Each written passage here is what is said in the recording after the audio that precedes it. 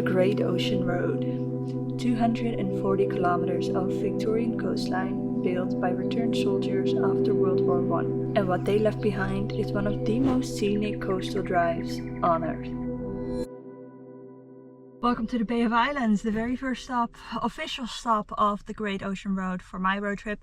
I have also found where everybody in Australia is, because it is super busy, but let's go outside and see what it's all about.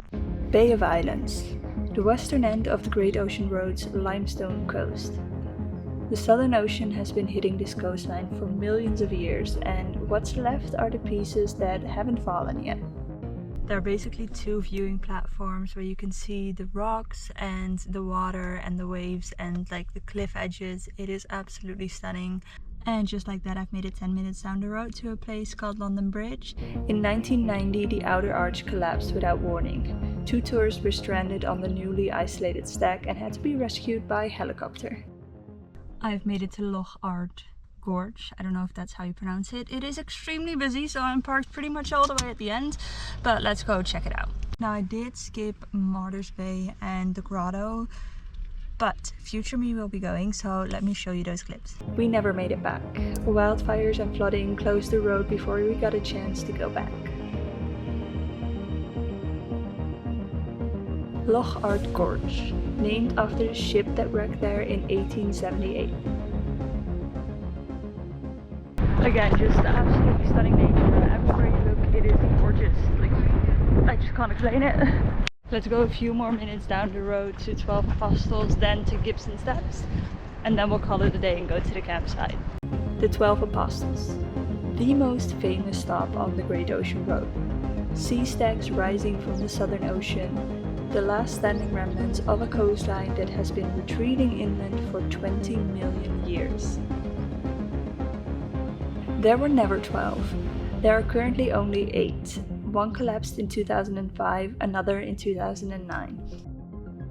That was by far the busiest spot so far. It is insane. Even the overflowing parking is open, but I guess because tomorrow's Christmas Eve, a lot of people have holidays and are looking around and traveling. Now, my next stop is going to be Gibson Steps, but according to Google Maps, it is temporarily closed. Now, I don't know how long temporarily means.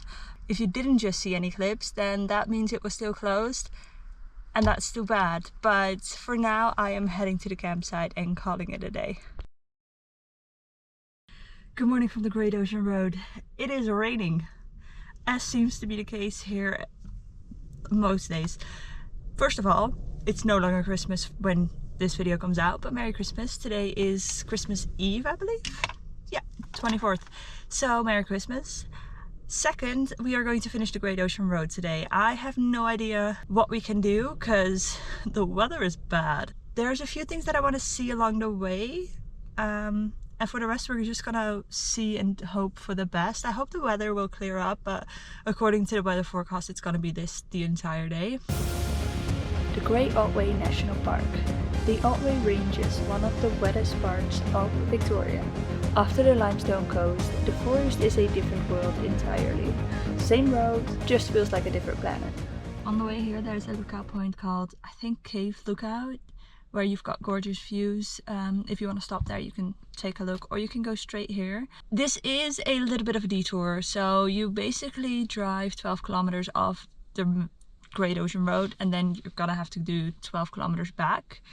All for a lighthouse, but according to the internet, this is the oldest lighthouse in all of Australia. So I think entrance fee is about $22, so we're not gonna go in, but I'm hoping for some good views. So even just to get entrance to the general area where you can see anything is gonna cost you money. Now they're not sure until when, but probably around April of 2026 they're gonna do maintenance on the lighthouse. So the usual entrance fee would be $22, but I only paid half price, so $11. Solely because you can't actually climb up the lighthouse, but it's still worth visiting.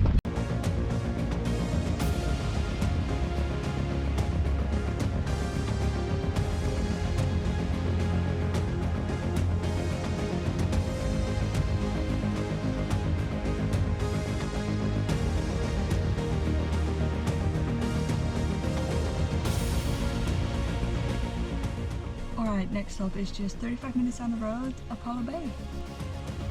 Apollo Bay, a small town on the eastern stretch of the road, the mountains behind it and the ocean in front of it. East of Apollo Bay, the Great Ocean Road becomes what everyone pictures when they hear the name. The road cut into cliffsides, the Southern Ocean directly below, and nothing but water on the horizon.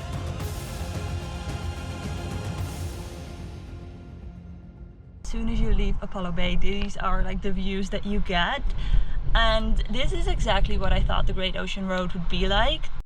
I've made it to Kennet River Coastal Reserve. I don't think I would usually stop here, but I've got some time to kill before the road ahead opens up, so let's go check out the beach.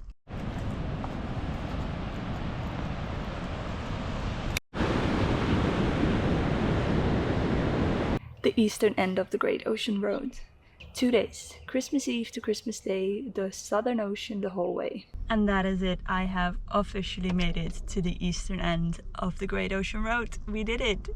The Great Ocean Road was built as a memorial to soldiers who fought in the First World War, built by those who came back for those who didn't. It is the longest war memorial on Earth. It's very well worth driving and worth coming back to.